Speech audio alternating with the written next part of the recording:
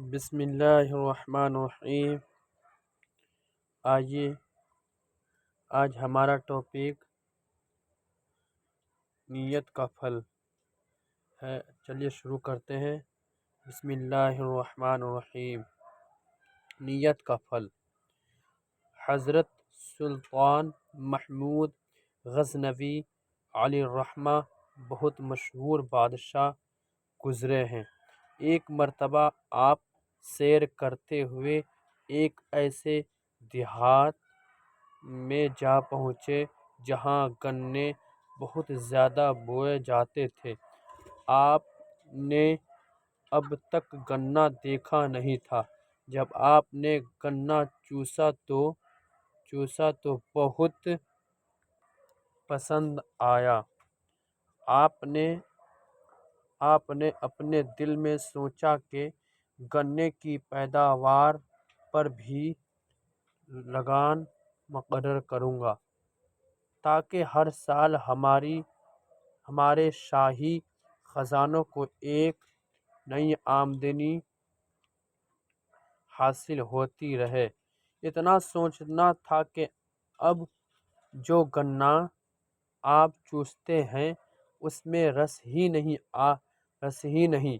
آپ نے کسانوں سے کہا کہ لوگوں، کیا بات ہے کہ اچانک گنوں سے رس ہی ختم ہو گئے؟ آپ کی بات سن کر ایک بوڑھا کسان سامنے آیا اور کہنے لگا کہ ایسا معلوم ہوتا ہے کہ اس ملک کے بادشاہ کی نیت بگڑ گئی ہے۔ اس نے اپنی سلطنت میں کوئی ایسا قانون جاری کرنا چاہا ہے جس سے رعایا کو تکلیف ہو۔ بس یہی وجہ ہے کہ گنے کے رس خشک ہو گئے۔ بادشاہ تو خود آپ ہی تھے اور آپ ہی نے گنے کی پیداوار پر لگان مقرر کرنے کا ارادہ کیا تھا۔ بس سمجھ گئے کہ یہ میری ہی نیت کی خرابی کا حل ہے۔ آپ نے فوراً دل میں توبہ کی اور ٹھان لیا کہ میں ہرگز لگان مقرر نہیں کروں گا۔ توبہ کرنا تھا کہ اب جو گنا چوستے ہیں وہ رس سے بھرا ہوا ملتا ہے۔ بچوں، ملک کا سب سے بڑا حاکم بادشاہ ہوا کرتا ہے۔ جب تک بادشاہ ٹھیک راستے پر چلتا رہے گا، ملک کے اندر خوشحالی رہے گی، اور جب اس کی نیت بگڑ جائے گی تو ملک میں تباہی ضرور پھیلے گی۔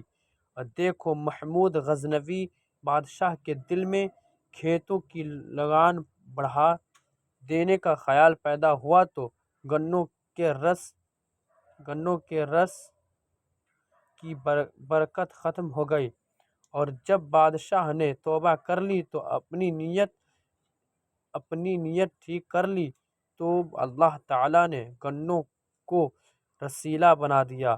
معلوم ہوا کہ اچھی نیت کا پھل اچھا ہے اور بری نیت کا پھل برا ہے۔ تفسیر روح البیان۔ سوالات ہیں۔